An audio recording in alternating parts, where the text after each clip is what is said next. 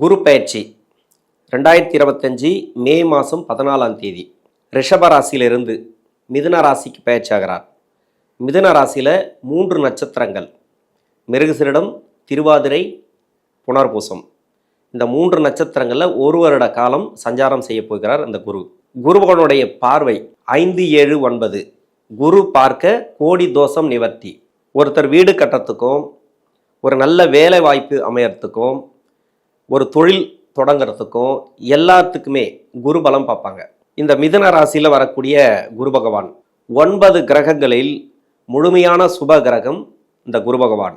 உங்களுடைய ஜனனகால ஜாதகத்தில் எந்த பாவத்துக்கு அதிபதியாக வரார் உங்கள் ராசிக்கு, அந்த ராசிக்கு உண்டான பலன்களை பார்வை மூலமா கொடுக்க போறார். உங்கள் சுய ஜாதக அடிப்படையில் என்ன தசா புத்தி நடக்குதோ அந்த தசா புத்தி நல்ல பலன்களை கொடுத்து கொண்டு இருந்தாலும் கெடு பலன்களை கொடுத்து கொண்டு இருந்தாலும் இந்த குருவுடைய பெயர்ச்சி தசா புத்தியால் பாதிக்கப்பட்ட நபர்களுக்கு நல்ல ஒரு வளர்ச்சியை கொடுக்கும்.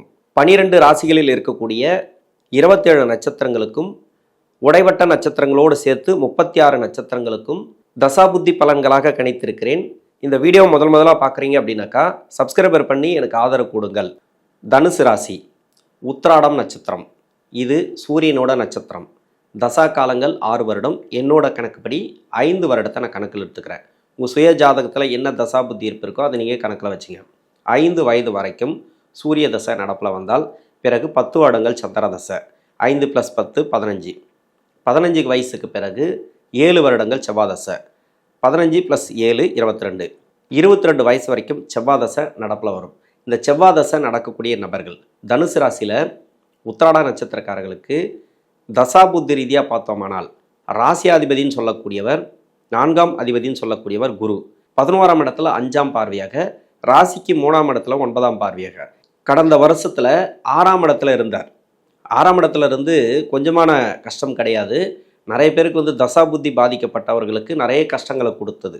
அது வயசுக்கு ஏற்ற மாதிரி, அவங்க செய்கிற தொழில் வேலை வாய்ப்புகளுக்கு ஏற்ற மாதிரி, அவங்க இருக்கக்கூடிய இடத்துக்கு ஏற்ற மாதிரி பிரச்சனைகளை கொடுத்தது. படிக்கக்கூடிய காலங்களில் நிறைய மனசு சார்ந்த தடைகள், லவ் சம்மந்தப்பட்ட பிரச்சனைகளை கொடுத்தது. இப்போ 16 வயசுலேருந்து ஒரு 22 வயசு வரைக்கும் அப்படின்னாக்கா படிக்கிற காலகட்டத்தில் இருப்பீங்க. படிப்பு அப்படிங்கிறது இது வரைக்கும் தடையாக இருந்தாலோ, மனசு சார்ந்த பிரச்சனைகள் இருந்தாலோ எல்லாமே கிளியர் ஆகும். படிப்பில் நீங்கள் எடுக்கக்கூடிய முடிவுகள் உங்களுக்கு தெளிவாக இருக்கும். ஏன்னா 3ஆம் இடத்துக்கு, முயற்சி ஸ்தானத்துக்கு குருவுடைய பார்வை, அங்கே ராகு இருக்குது, ராகுடைய நட்சத்திரம் இருக்குது. இது எல்லாமே உங்களுக்கு வெற்றி வாய்ப்புகளை கொடுக்கும். இது வரைக்கும் நீங்கள் நேரம் நல்லா இருக்குது அப்படின்ட்டு சைலண்ட்டாக இருந்தால் கூட இப்போ நீங்கள் எடுத்தால் தான், எந்த ஒரு முடிவும் எடுத்து முயற்சி பண்ணால் மட்டும்தான் வெற்றி வாய்ப்புகள். ஏன்னா நேரம் நல்லா இருக்குன்னு சொல்லிட்டாக்கா அப்படியே சைலண்ட்டாக இருந்தால் மட்டும் போதாது. நீங்கள் முயற்சி பண்ணணும். படிப்பு இது தான் படிக்கணும், எதிர்காலத்துக்கு இதுதான் தேவை அப்படிங்கிறது நீங்கள் முடிவு பண்ணால் மட்டும்தான் உங்கள் வாழ்க்கை நல்லாயிருக்கும். இல்லைனா இந்த 1 வருஷம் வீணாக போகும். இந்த 1 வருஷம் அப்படிங்கிறது நீங்கள் பயன்படுத்திட்டீங்கன்னாக்கா நல்ல ஒரு வளர்ச்சி அப்படின்னு சொல்லலாம். தனுசு ராசியில் இருக்கக்கூடிய உத்திராட நட்சத்திரக்காரர்களுக்கு பார்ட் டைமில் ஒர்க் பண்ணக்கூடிய நபர்கள், அதாவது பார்ட் டைமில் குடும்ப சுமை காரணமாக, படிப்பு தேவைக்காக, பணம் தேவைக்காக நிறைய பேர் பார்ட் டைம்லலாம் ஒர்க் பண்ணுறாங்க படிச்சுட்டே. அவங்களுக்கெல்லாம் நல்ல ஒரு வளர்ச்சிகள் இந்த காலகட்டங்களில் உண்டு. பொருளாதார வளர்ச்சிகள், திடீர் வேலை வாய்ப்புகள் கொடுக்கும். விளையாட்டுத்துறையில் இருக்கிறவங்களுக்கு, படிச்சுட்டே விளையாட்டுத்துறையிலாம் இருப்பாங்க இல்லையா, அவங்களுக்கெல்லாம் நல்ல ஒரு வளர்ச்சி, பரிசு, அதாவது வெற்றி பெறக்கூடிய அமைப்பு, பரிசு பெறக்கூடிய அமைப்பு, இதெல்லாம் முதன்மையில் வரக்கூடிய அமைப்பு தனுசு ராசிக்கு நல்லாவே இருக்குது. இது வரைக்கும் உடல்நிலை தொந்தரவுகள் எதனா கொடுத்துருந்தா, ஏன்னா குரு 6ஆம் இடத்துல இருந்தார், உடல்நிலை தொந்தரவுகளை கொடுத்துருக்கலாம் தசாபுத்தி ரீதியாக பாதிக்கப்பட்டவர்களுக்கு. ஏன்னா செவ்வாய் தசை அப்படிங்கிறது எல்லாருக்குமே நல்லா இருக்கும் அப்படின்னு சொல்ல முடியாது. ராசிக்கு விரையாதிபதி 5 குடைவர்.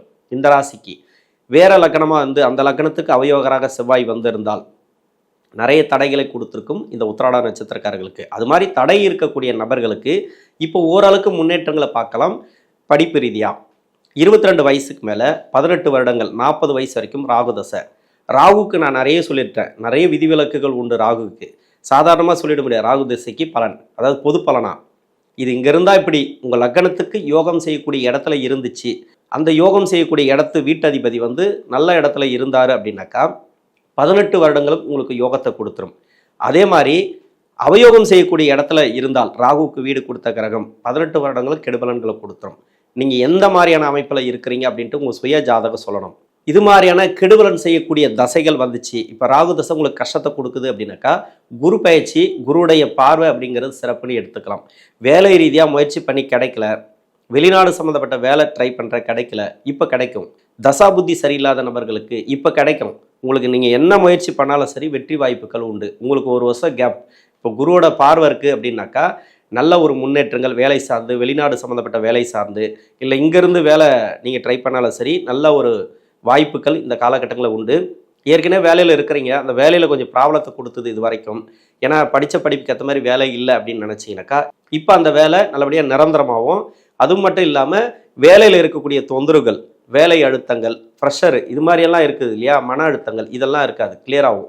தெளிவான முடிவு எடுக்கக்கூடிய சூழ்நிலைகள் ஏற்படும். திருமணத்துக்காக முயற்சி பண்ணுறீங்க, திருமணத்தில் நிறைய தடைகளை கொடுத்துருக்கும் ராகு பகவான். ஏன்னா சூரிய சந்திர நட்சத்திரக்காரர்களுக்கு திருமண வாழ்க்கையை நிர்ணயிக்கக்கூடிய கிரகம் ராகு. ஏன்னா இந்த வயசில் வருது, 22 வயசுக்கு மேலே வருது. ஒரு சில பேருக்கு 18, 19 திருமணம் நடந்துடும். அது செவ்வாயினாவே சொல்லவே தேவையில்லை, இந்த உத்திராட நட்சத்திரம்னா சொல்லவே தேவையில்லை.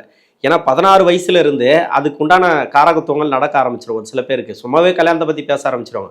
அவங்களுக்கு படிச்சுட்டு இருப்பாங்க, டாக்டர் கூட படிக்கணும் அப்படின்னு நினச்சிட்டு இருப்பாங்க, பையனை டாக்டருக்கு படிக்க வைக்கணும்னு நினைப்பாங்க. ஏன்னா டாக்டருக்கு படிக்கிறதுன்றது ஒரு 28 வயசு வரைக்கும் ஆகிடும். இருந்தாலும் இந்த கல்யாண பேச்சுன்னு ஒன்று இருக்கு இல்லையா, அது 17 வயசுலேருந்து ஆரம்பிச்சிருவாங்க. இவங்களுக்கு கொடுக்கணும், அவங்களுக்கு கொடுக்கணும், இப்படி தான் இருக்கணும், அப்படி இப்படின்னு பலவித கற்பனைகள் இந்த உத்திராட நட்சத்திரக்காரர்களை பிறக்கக்கூடிய ஆணோ பெண்ணுக்கோ இருக்கும். ஏன்னா செவ்வாய் சம்மந்தப்படுறதுனால, செவ்வாய் தசை இடையில வர்றதுனால, இந்த காலகட்டத்தில் வர்றதுனால. அப்போ செவ்வாய் தசையிலே ஒரு சில பேருக்கு கல்யாணம் நடக்கிறதும் உண்டு. படிப்பு போதும் அப்படின்ட்டு நிறுத்திட்டு திருமணத்தை பண்ணுறவங்களும் உண்டு. ஏன்னா செவ்வாய் தசை வந்தாலே கல்யாணம் நடக்கும் அப்படின்னு சொல்ல முடியாது. 7ஆம் அதிபதி அப்படிங்கிறது ஒன்று இருக்குது. அந்த தசாபுத்தி வலுவாக இருந்து 7.5 சனியோ, அதாவது அவயோக தசையாக இருந்தால் மட்டும்தான் திருமணத்தை கொடுக்கும். யோக தசையாக இருந்தால் அவ்வளோ சீக்கிரம் திருமணத்தை கொடுக்காது. அந்த வயது காலகட்டத்தில் படிப்பு ரீதியாக போக வைக்கும். மேற்கொண்டு படிப்பெல்லாம் கொடுத்துரும், நல்ல ஒரு பொருளாதார வளர்ச்சி நோக்கி போக வைக்கும். ஏன்னா படிப்பு கொடுத்தா தான் நீங்கள் வேலை, பொருளாதாரம் நல்லாயிருக்கும், எடுக்கக்கூடிய முடிவுகள் நல்லாயிருக்கும். படிப்பெல்லாம் 17 வயசில் ஒரு 12th முடிச்சுட்டு திருமணம் நடக்குது அப்படின்னாக்கா அவங்க வாழ்க்கை கேள்விக்குறி தான் அதிகபட்சமாக. ஏன்னா வறுமை காரணமாக அவங்க கல்யாணம் பண்ணி கொடுத்துருவாங்க. 18, 19 கல்யாணம் பண்ணி கொடுத்துருவாங்க. இது மாதிரி நடக்கிறதும் உண்டு. எதுக்காக சொல்ல வரேன் அப்படின்னாக்கா 22 வயசுக்கு மேலே ராகு தான் திருமண வாழ்க்கையை நிர்ணயிக்கக்கூடிய கிரகம் அப்படின்னு சொன்னேன் இல்லையா. இதில் செவ்வாயும் சம்மந்தப்படும் அப்படிங்கிறதுக்காக செவ்வாயை பற்றி நான் சொன்னேன்.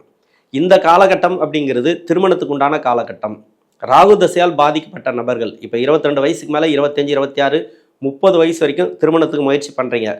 இதுக்கு முன்னாடி 7.5 சனி போயிருக்கு. 6ஆம் இடத்துல குரு மறைவு. குரு கோச்சார ரீதியாக உங்களுக்கு சரியில்லை இது வரைக்கும். இப்போ தான் வருது குரு 7ஆம் இடத்துக்கு வருது. 8ஆம் இடத்துக்கு போனாலும் உச்சமாக இருப்பார், ஒன்றும் பிரச்சனை வராது, பெருசாக பாதிப்புகளை கொடுக்காது. குரு பகவான் கோச்சார ரீதியாக உங்களுக்கு நல்லாவே போயிட்டுருக்கு. அப்போ சிறப்பான ஏற்றம் திருமண ரீதியாக அப்படின்னு எடுத்துக்கலாம்.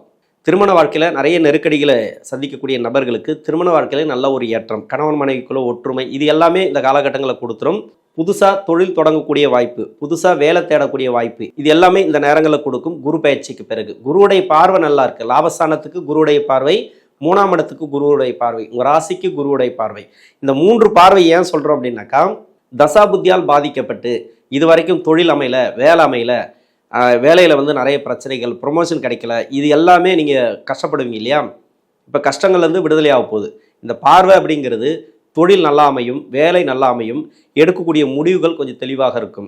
40 வயசுக்கு மேலே 56 வயசு வரைக்கும் குரு தசை அப்படிங்கிறது ராசியாதிபதி, ராசிக்கு 4ஆம் அதிபதி. இவர் சிறப்பான தசையாக இருக்கக்கூடிய காலம், அருமையான முன்னேற்றங்களை கொடுக்கும். இப்போ வேலையில் இருக்கிறீங்களா, வேலையில் எந்த ஒரு ப்ராப்ளமும் வராது, நல்ல ஒரு முன்னேற்றம். அது மட்டும் இல்லாமல் கவர்மெண்ட் ஜாப்ல இருந்தாலும் சரி, தனியார் துறையில் இருந்தாலும் சரி, நீங்கள் ஒர்க் பண்ணக்கூடிய இடத்துல நல்ல ஒரு பேர், பதவி, புகழ் எல்லாமே கிடைக்கக்கூடிய அமைப்பு. இது வரைக்கும் நீங்கள் எதிர்பார்த்தது எல்லாமே நடக்கும். சுப விசேஷங்கள் அதிகமாக நடக்கும். ப்ராப்பர்ட்டி வாங்கக்கூடிய யோகம், அதாவது வீடு கட்டக்கூடிய யோகம். என்னென்னலாம் குறை இருக்கோ, இப்போ வீடு கட்டி குறையா இருக்கும் ஒரு சில பேருக்கு, ஒரு ப்ராப்பர்ட்டி விற்காமல் இருக்கும், சேல் பண்ணாமல், ஒரு ப்ராப்பர்ட்டி விற்றுட்டு இன்னொரு ப்ராப்பர்ட்டி வாங்கலாம்னு நினைப்பீங்க. இது எல்லாமே இந்த காலகட்டங்களில் நிறைவேறும். இந்த குரு தசையில் இருக்கக்கூடிய நபர்களுக்கு, விவசாயம் செய்யக்கூடிய நபர்களாக இருந்தீங்கன்னா கூட விவசாயத்தில் நல்ல ஒரு வளர்ச்சி. இந்த நேரங்களில் முதலீடுகள் அதிகமாக பண்ணலாம், தாராளமாக பண்ணலாம். முதலீடு அப்படிங்கிறது பெரிய முதலீடுகளை தவிர்ப்பது நல்லது. இன்னொருத்தரை நம்பி பண்ணாதீங்க, உங்களை நம்பி என்ன பண்ணாலும் சரி நல்ல ஒரு வெற்றி வாய்ப்புகள் உண்டு. 56 வயசுக்கு மேலே 75 வயசு வரைக்கும் சனி தசையை பொறுத்த வரைக்கும் ஒரு நார்மலாக போவோம் அப்படின்னு சொல்லலாம்.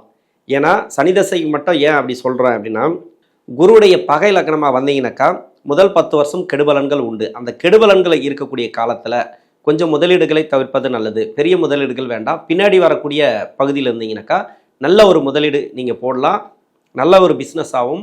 இது வரைக்கும் கடன் பிரச்சனை இருந்தால் கடன் பிரச்சனை இருக்காது, தீர்வுகள் நல்லாயிருக்கும், உங்களுக்கு எடுக்கக்கூடிய முடிவுகள் நல்லாயிருக்கும். வர வேண்டிய பணம் வந்து சேரும். சுப விசேஷங்கள் அதிகமாக நடக்கும். 75 வயசுக்கு மேலே 92 வயசு வரைக்கும் புதன் தசை. இந்த புதன் தசை அப்படிங்கிறது அபரிவிதமான வளர்ச்சிகளை கொடுக்கும். ஏன்னா இந்த புதன் அப்படிங்கிறது 7ஆம் அதிபதி தசை, 10 குடைவன் தசை. இந்த ராசிக்கும் இந்த லக்னத்துக்கும் நன்மை செய்யாது. அவயோக தசையாக இருந்தால் கூட குருவுடைய பார்வை ராசிக்கு இருக்கிறதுனால உத்திராட நட்சத்திரக்காரர்களுக்கு நல்ல ஒரு வளர்ச்சிகளை பார்க்கலாம்.